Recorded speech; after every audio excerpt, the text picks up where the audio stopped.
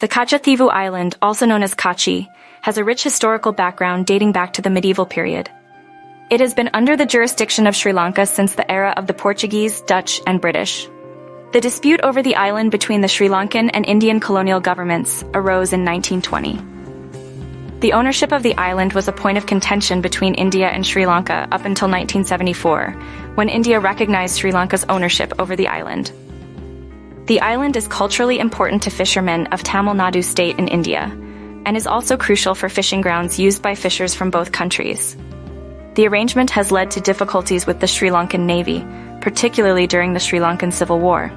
The Katchatheevu dispute was reopened by the Bharatiya Janata Party, ahead of the general elections in India, targeting the discontent of Indian fishermen affected by the 1976 agreement that barred them from fishing in the waters around the island.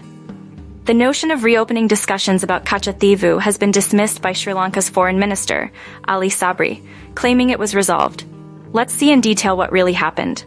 The oldest known name of the island, Kachi, is mentioned in the Ramaswaram inscription of King Nisanka Malla, 1187 to 1196 AD. The king of Sri Lanka, along with other nearby islands including Puvagu, Mininak, and Kara. The inscription states that Nisanka Malla visited these islands during his expeditions within his realm. Historical evidence suggests that Katchatheevu Island has been under the jurisdiction of Sri Lanka since the era of the Portuguese, Dutch, and British. The British occasionally used the island as a naval gunnery practice range since 1920. During the medieval period, this island, along with Pamban Island, was in the possession of Jaffna Kingdom. From 17th century onwards, island used to be a part of the Ramnad Kingdom, which existed in Madurai district or region of India. Later, with British rule on the Indian subcontinent, the island became part of the Madras Presidency. As we already know, it all started in 1920. While Indian view was that the island was part India because it belonged to a landlord of the Raja of Ramnad.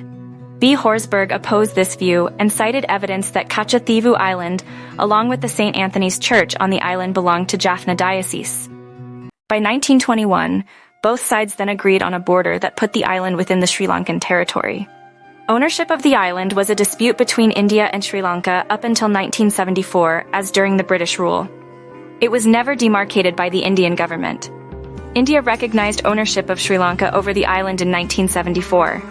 The legality of the transfer was challenged in the Indian Supreme Court, since the recognizing was not ratified by the Indian Parliament. This recognition of an island that is culturally important to fishermen of Tamil Nadu state in India has led to some agitations by Tamil Nadu politicians that it should be claimed to Indian sovereignty. The island is also important for fishing grounds used by fishers from both countries. The Indo-Sri Lankan Agreement allows Indian fishermen to fish around Katchatheevu and to dry their nets on the island. As part of the Sri Lankan Civil War, the arrangement led to many difficulties with the Sri Lankan Navy, which was deployed to prevent smuggling of weapons by the rebel group LTTE. The island has a Catholic shrine that attracted devotees from both countries. The main problem continues to grow as more fishermen move into the Sri Lankan Sea area for illegal poaching.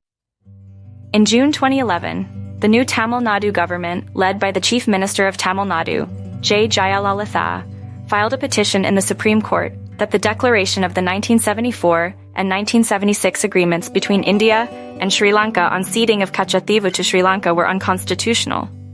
The court ruled in the Berubari case that the cession of Indian territory to another country had to be ratified by Parliament through amendment of the Constitution. The UPA government in February 2014 stated, "No territory belonging to India was ceded, nor sovereignty relinquished since the area was in dispute and had never been demarcated." The government added that the agreements did not require a constitutional amendment because no territory was ceded. A notion of the Katchatheevu dispute was reopened by the Bharatiya Janata Party ahead of the general elections in India, which are set to start on April 19th.